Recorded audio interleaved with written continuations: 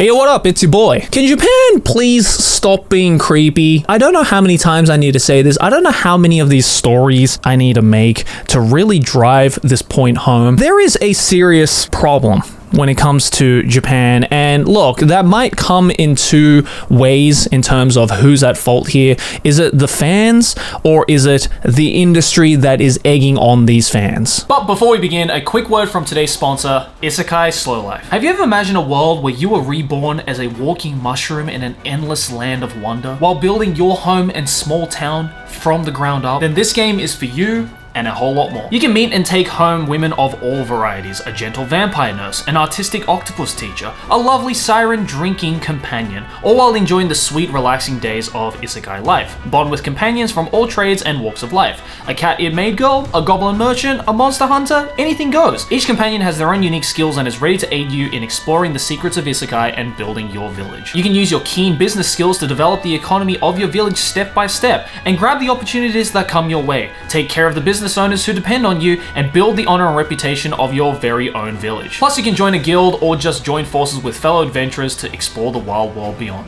And who knows, if you're diligent enough, then your little mushroom man right here might evolve into something absolutely insane. All that and a whole lot more is available by clicking the link down in the description below or by scanning the QR code on screen right now. And just for you guys, why not try out the coupon code on screen right here to get 10 free draws on the house. But thank you to Isekai Slow Life for sponsoring today's video. Onto the show. Because we have yet another story, another, I guess, dark side of the idol industry story that has just recently come out from Anime News Network that says here, man arrested for allegedly stalking 22/7 idol Uta Kawase. Very cute idol girl, but unfortunately she's the victim today because Tokyo police arrested a 34-year-old male resident of Tokyo's Toshima ward on July 20th on the charge of allegedly stalking Uta Kawase, an idol who is part of the 22/7 idol project. The suspect admitted to the charge. This man is in his goddamn mid-30s going after what I can only guess is maybe a girl in her late teens,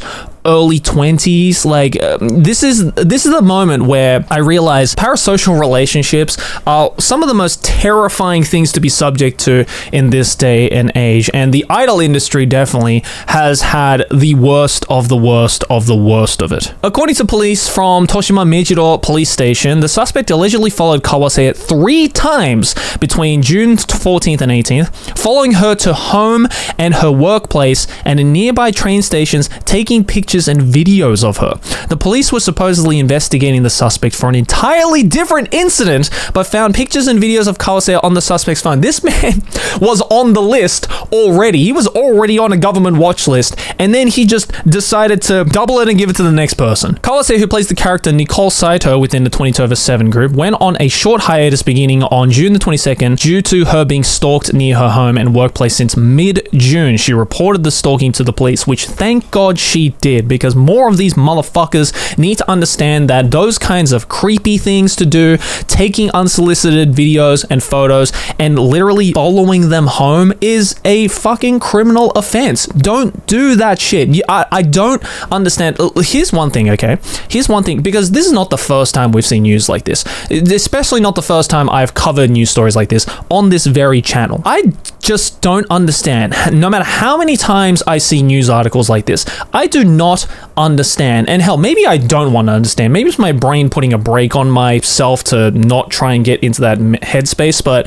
I do not understand the intentions of people who do this. Like, what did this 34-year-old man think was going to happen by following this innocent girl that he clearly is in love with, or at least in a parasocial relationship with? What he was expecting the outcome to be. Like clearly this man has watched too much hentai and thought like, oh, maybe she'll like notice me after all this time and then just like madly fall in love with me so that I can get together with her. Like, no. What did you expect? Like, did you expect a happy ending out of this or something? Like, I don't understand what even the point of doing these kinds of stalking things will do for that person. Like, is it just like a whole self-satisfaction thing? Is it bragging rights? Like, did this 34-year-old guy like go up to his idol friends and being like, you like Uta Kawase, right? Well, I know where she works. I know what her family is like. I know where she lives. I know her fucking... like, I just don't understand. What is the point? Why stalk someone at all?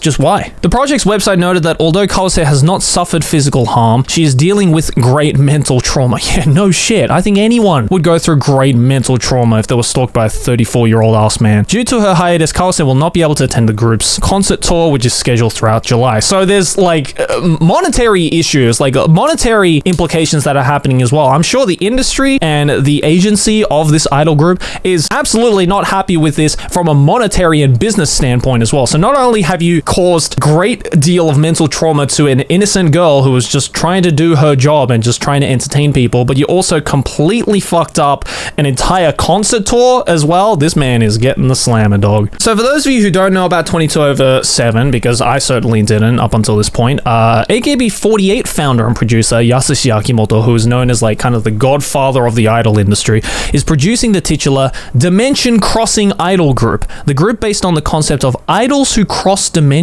started with 8 anime idol characters, with their respective voice actresses performing as idols in the real world. So, let me get this straight. This is kind of like if you took Idolmaster, but then you showed the voice actresses of who these characters are, but instead of just being like everyday idols in the real world, they came from a different dimension. Is this an isekai idol group?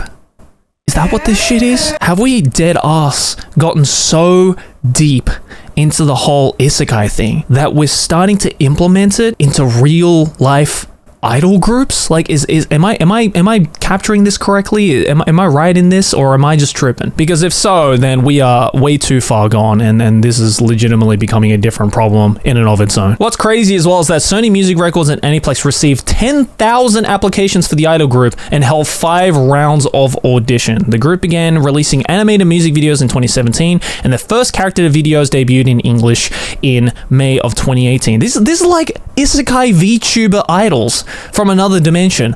What is this? What is going on? Like, we were talking about the whole like stalker guy at this point. Now I'm just like extra confused as to what even this idol group even is. Like, what is going on? We started off very simply with Morning Musume, just a bunch of cute girls making, you know, idly pop music to entertain a crowd, and then we got onto AKB48 and that whole train of way too many people in a single group, and now we're going into like isekai idol VTuber anime girls in the real world being stalked by a 34-year-old man who has some kind of a mental issue. What is happening in Japan, bro? I swear, I every time I think I have a grasp on what's happening in this country, I look at shit like this and I'm like, yep, never mind. I am just as clueless as everyone else. At the end of the day, silver lining to this whole story is that the guy who was alleged to be stalking a very innocent idol girl has now been arrested, and he admitted to the charge as well.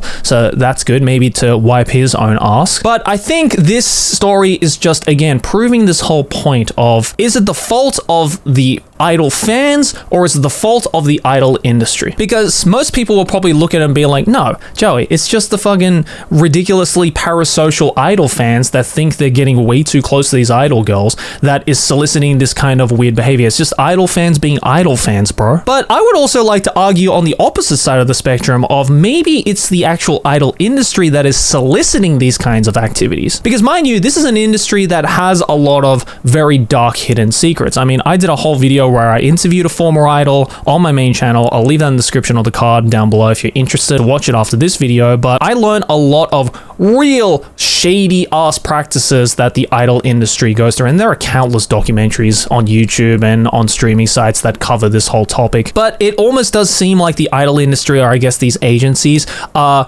really trying to almost develop these parasocial relationships between the idols and the fans, because that's what makes the hardcore fans. That's the money maker, is that these hyper obsessed idol fans and those that think that they have more of a relationship to the idol girls than they might perceive themselves is what's causing the industry to boom greater and greater over the coming years. In all due respect, yes, although in this particular instance, the one who is 100% at fault is the guy who was the stalker. I think we can all agree on that. But I think when it comes to that kind of activity almost being not accepted, but I guess solicited at all, even thought about in the process, is I think in no small part because of the way the idol industry and these agencies are trying to develop these parasocial relationships between fans and the talents. In this day and age, in the internet age, that shit is terrifying as fuck. Like, I think, look, I can speak firsthand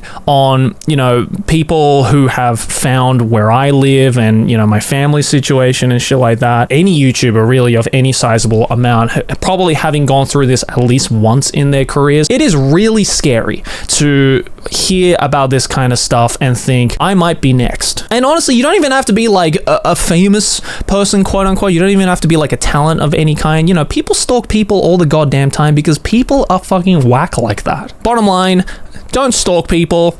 I don't think you need me to tell you to not do this shit because you might end up like this guy and get arrested for it. Probably cause monetary damage as well if it is a famous person like this situation right here. And it's just not a good practice. Like, if you really like someone, if you want to like share your love for someone, just go up to their face and say it. Seriously, don't hide around this shit. Don't try and like watchdogs this shit and like grab information because it's just creepy and you're probably doing something illegal. There's nothing wrong with being an idol fan. Be a respectful idol fan. There aren't that many of you guys. But I'm hoping, you know, eventually we can get rid of this whole stigma of idol fans being idol fans and, you know, just enjoy what you enjoy because you enjoy it. You know, without any stigma, without any bad apples in the orchard. You know, we just got to get rid of those bad apples in the orchard. Make an example of them to be like, hey, don't fuck around too much, otherwise you're going to end up like this idiot. So yeah, that was just my 2 cents on that. Let me know your thoughts and opinions down in the comments below, especially if you are an idol fan or a fan of 22/7. I'd like to know your thoughts about it, especially.